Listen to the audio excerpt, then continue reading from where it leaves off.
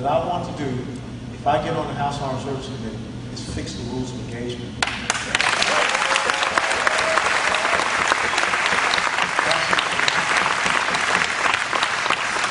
that part of the world, they understand strength and might. And if we show them that we will fight this thing, and that, I want to say it, I know Amy's here, she's going to credit, but we got to kill the enemy.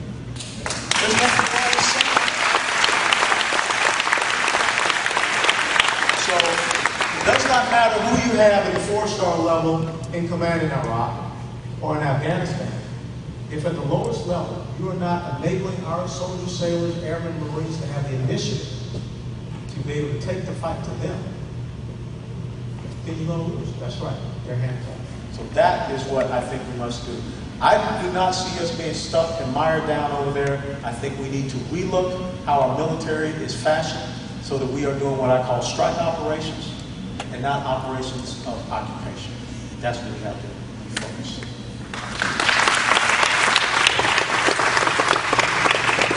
Very much. This kind of relates to your question about the Constitution. I've been paying in every year and I've been paying the Social Security system. Now it looks like it's a rip-off. It's almost like Bernie Madoff. If you think the millionaires got ripped off, think of how maybe some people would get ripped off by these titles. So I don't think the framers of the Constitution really kind of envision these kinds of giveaways. So can you speak to what you would do to address these issues, how you would revisit that kind of Well, one of the things I look at the Constitution and, okay, it's test time. How many people got your Constitution? How many people got your weapon? You don't know if you're a citizen of America if you don't understand what binds you to America. Promote the general welfare. That's what the Constitution said. That's the mandate of the federal government. We made a decision to our seniors that we would have a Social Security program, we would have a Medicare program. And I think that it's great that we have it, but what we have to do is we make sure that the politicians don't continue to rob it. We make sure that it operates within the mandates. We had the Social Security that was in a independent trust fund. And they took it out of that and they put it in a general operating account. They kept writing IOUs. We've got to repair Social Security. We've got to get it back into that independent trust fund. We've got to lock it up and make sure that we maintain and keep that promise that we made to our seniors. I'm not about breaking promises, but that comes back to us in Washington, D.C. figuring out where do we sacrifice to make sure that we take care of the American citizens. And the same with Medicare. But we got to focus these programs to the people that really need it. Now, I think once we repair these systems and get them refitted and operating in the right mandates, then we've got to give the American people options. Because some people may want to say at 55 or whatever, I paid into it. You can take the interest, but write me that check, and I'll take care of my retirement. We need to be able to give those options to the American people once we have got this thing back sustained, once we have got it under control. That comes back to illegal immigration. Illegal immigrants should not be getting Social Security benefits. Okay, so that's one of the things we have. How many people heard about the S-CHIP program, State Children's Health Insurance Program? A great program, that was meant for children at or below the poverty level. But something happened in January 2009 a lot of people didn't realize. All of a sudden, we redefined the S-CHIP program. Well, all of a sudden, a child goes from being 18 to 26. And the poverty level was redefined from $32,000 to $83,000. So we took a program that had a great intention, but because the politicians are more so concerned about power, they perverted it. So we got to get people to get these programs back into their right mandates. And we have to keep the promises that we made. But we also need to look out to our future generations and see how can we set them up for success so they have options, so that they can take care of their retirement, they can take care of their lives. So here and there. And I'm not going anywhere. If y'all want to chat, I'll be here. Last week, my internist, my doctor, told me that he wants to retire after going to the past 20 years because of the Obama health care mandate. And I was wondering, would you support repeal and replace? Thank you.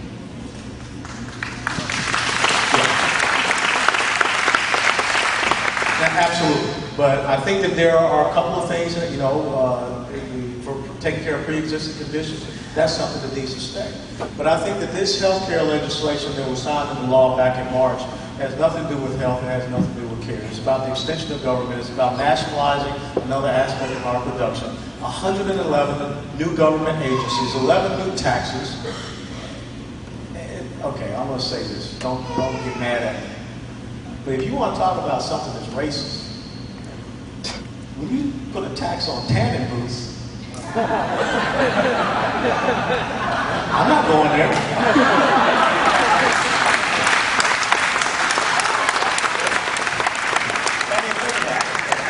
So, I mean, you should write it to the editors of the Sun Central Palm Beach Post and Miami Herald and say, you want to talk about racism? Tax and tanning booths, that just ain't cool. But I think, you know, on a serious note, you know, with healthcare, we do have problems. We need to reform that system. But we need to look at those things that drive the cost up. Nobody talked about it. You look at Texas. Texas Institute of Tort Reform, look at how well they're doing. Doctors are moving there. The healthcare industry is doing very well. Cost is going down. No one talked about opening up and getting rid of these state-by-state monopolies that the insurance companies have. No one talked about strengthening health savings accounts. As a matter of fact, we're going to start taxing health savings accounts. You know, one of the things I talked about, you know, when you say options. You know, I've been a pretty healthy fellow since I retired. Now, wouldn't it be great at the end of the year, I had 3 options with my insurance premium. It could roll over to the next year, or I could opt to just say, give me back the unused premium in dollars, or out of the benevolence of my heart, I could say, take that and find an American that needs that insurance premium and give it to them.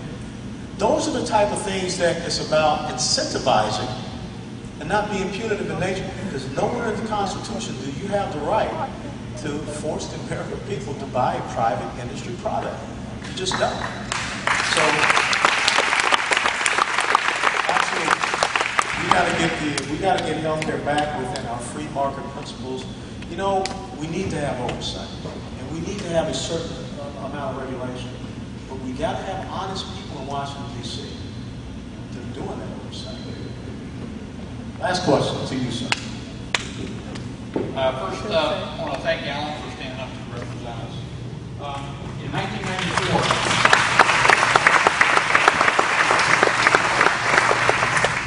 1994, conservatives were swept to power in the House and the Senate. I say conservatives and not Republicans. We have a lot of Republicans who are not conservatives. My question to you is, are you going to participate in some kind of a contract with America? Because I believe that you are going to be one of the new men and new leaders of this coming election. And the second point is the current legislature, even if they're not running, even if they know they're going to lose, they're planning on a sneak attack as in the lame duck session. And what do you plan? Do you see on defunding or deregulating or getting rid of all that kind of stuff? Because it's almost a sin that they're putting it in there after everything over after. Well, let me tackle the last part first. You know, if there is a scorched earth policy after the 2nd of November 2010, shame on them for doing that. And if we have to spend the first 90 to 120 days, you know, trying to turn that ship around, we will do that because we will recognize that that was vindictive in nature. Now, when you talk about, you know, contract with America and all this stuff, you know, 1994, yeah, you're right. They came in with this contract with America. 12 years later, they got booted out because they didn't stand up for any of those things that they originally stated. So I think what is most important, it's not about going out there and putting your name on all of these pledges. Now, I'll tell you something. My standard policy in my campaign, I don't sign pledges. Because on the 31st of July, 1982, I took an oath to this country. And that's an oath that I took very serious. And it's an oath that I put my life on the line for. So that when you hear me, and I'm standing here before you, you don't need to worry when you lay your head down to rest at night. What is Allen West going to do? Because I've been doing it my entire life. I've been doing it because my dad did it. I've been doing it because my older brother did it. And I'm going to do it because my young nephew is now coming. See, politicians sign pledges to placate you, and then they get up there to do whatever they want. You got to have people that really do believe it in their heart. That's what you have to test people for. So I've already